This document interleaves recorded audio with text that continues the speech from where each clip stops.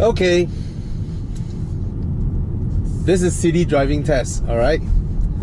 Now, this car comes with M Sport brakes, M Sport suspension, M Sport body kit. So this is essentially the sport variant of the G20. So we know we saw a lot of comments, a lot of complaints about from people complaining that the car doesn't have this, doesn't have that, safety features, luxury features, blah blah blah blah. I mean, you can have everything if you're willing to pay for it, right? One thing that Malaysians are weird in the sense is that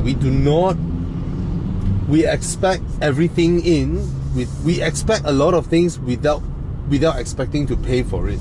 So that's one thing I find funny. If you want super high spec, then you don't complain. Then if all you want are specs, then you just walk into Volvo and buy one, because they have the tax exemption and then they come fully spec with features, right? If you look at their T5 models, it's going to be the same. They have to reduce it just because of Malaysians can't afford what we want, you know, just like our high-speed railroads and stuff like that. We always want things that we cannot afford.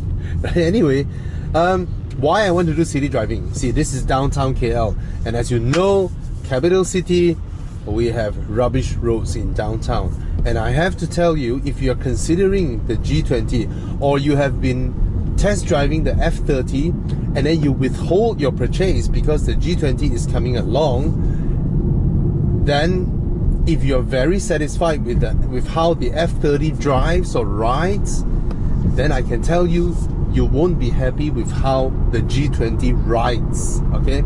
In terms of handling, no doubt, it beats the F30.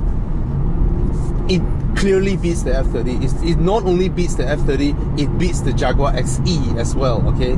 This car handles sharp, extremely sharp. However, what contributes to this is the M Sport suspension. So with the M Sport suspension, what you're having in this car is a suspension akin to the Volvo V90 T6R sport suspension. You feel the road more, you feel the bumps. Actually, I think the Volvo is, because it's a bigger car, it filters it off slightly better. This one, really, you're just reacting to the road non-stop. My butt keep reacting to the road. It feels similar to the Megane RS. Not the new one, I haven't driven the new one, but the older one, okay?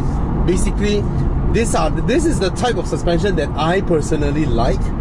You know, even though I will always be amazed with those magic carpet suspension, just like the previous F30. That one is outright magic carpet, right? The 5 Series G30 magic carpet, okay? Those suspension is great if you're ferrying your family, but for me, I love to feel the road. I love to feel more things. I love to hear the road, okay? I love hearing my tires. I like to know if they are starting to break traction. I love that. And I miss those days. Those days when I started driving, if you park your car at the parking lot and your front bumper is scraping the curb, you will be able to hear it. These new cars without sensors, you'll be pushing your entire bumper off without you hearing anything, okay?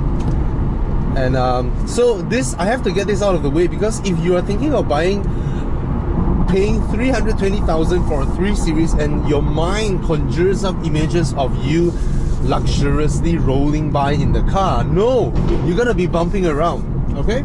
So that's the first thing. Now for the drive, holy mama, the drive.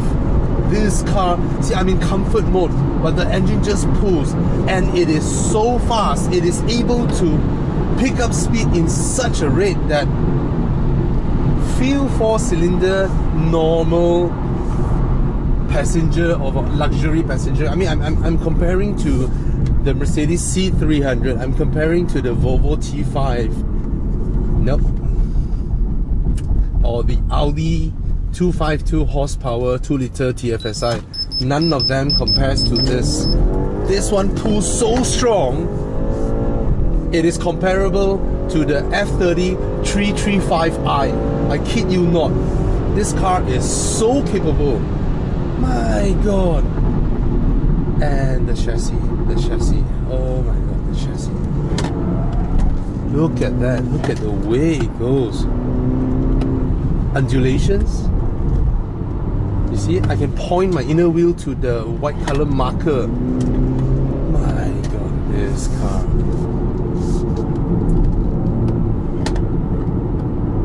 Oh,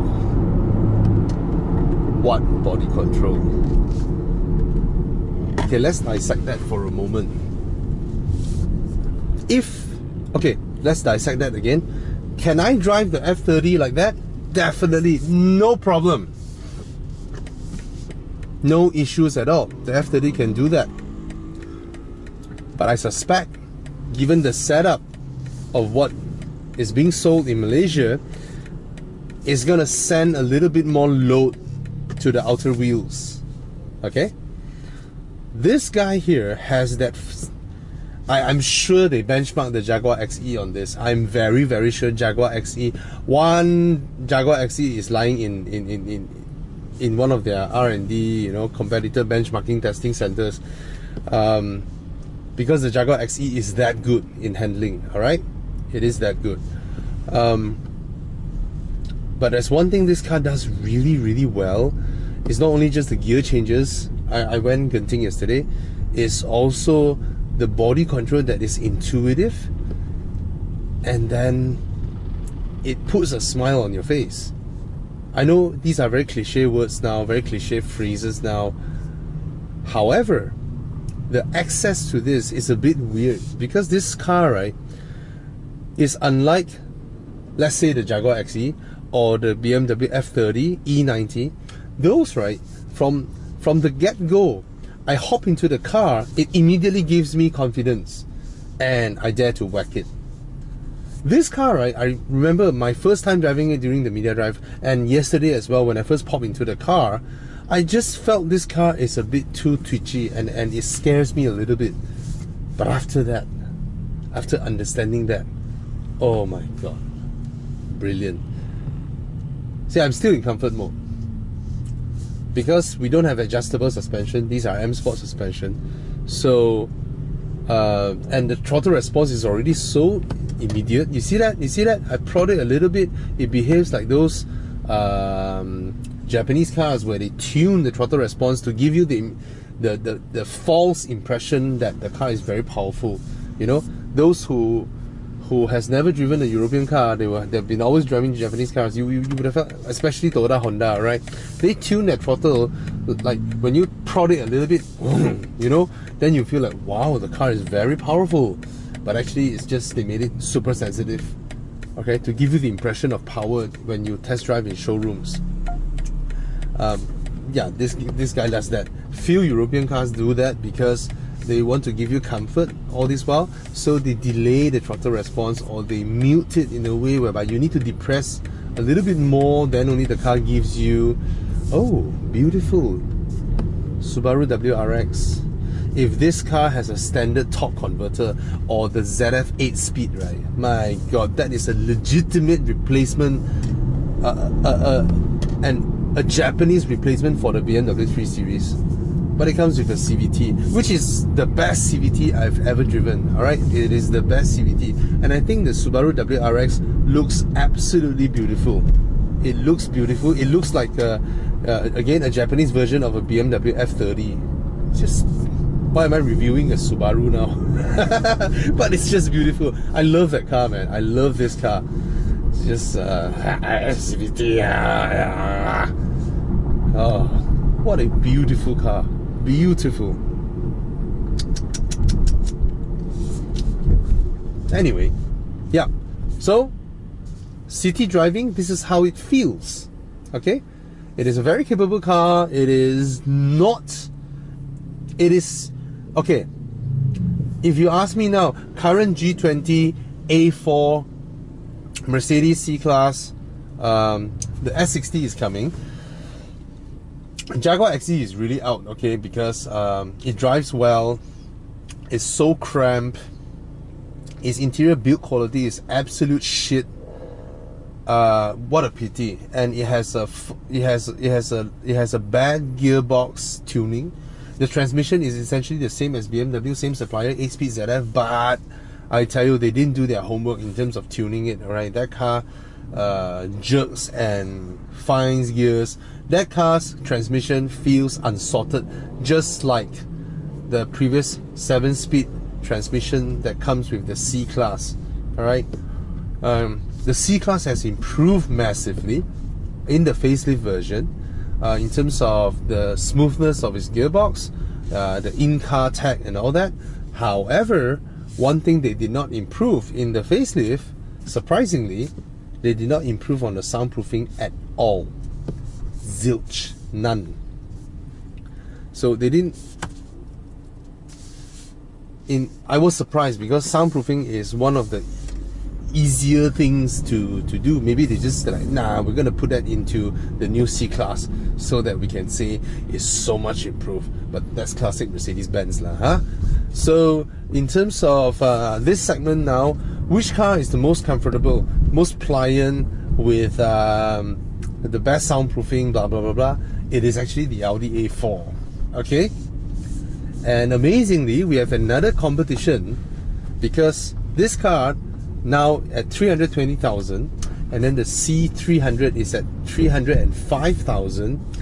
There is another competitor that is only 10,000 ringgit more than this. Okay, and this is surprising. The all-new Audi A5 Sportback. Okay, the previous Audi A5 Sportback should cost about 400,000 ringgit, right? And now it's 10,000 ringgit more than this Audi A5 Sportback. And I think that car looks sleek as fuck. Okay, frameless doors. It's worth a look, worth a second thought.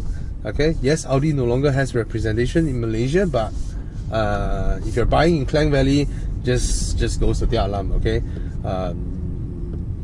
I don't know.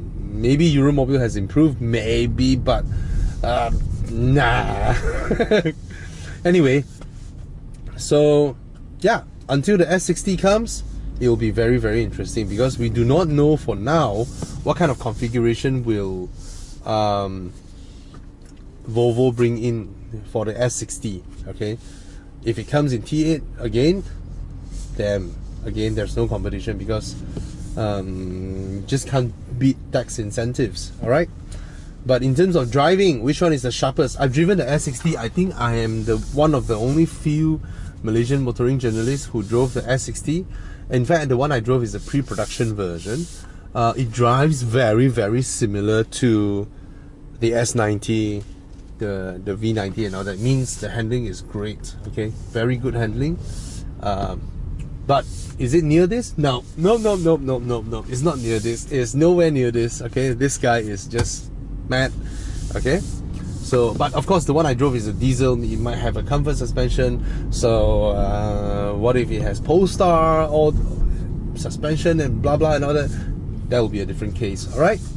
So in terms of segment now, this guy has the quietest cabin, has the one of the best. Audi A4 NVH is still better, but because of the suspension, it is not the most comfortable one. In fact, put aside the Jaguar XE, this is the least comfortable now in its segment in Malaysia based on current configuration. Okay, because this is M Sport purely.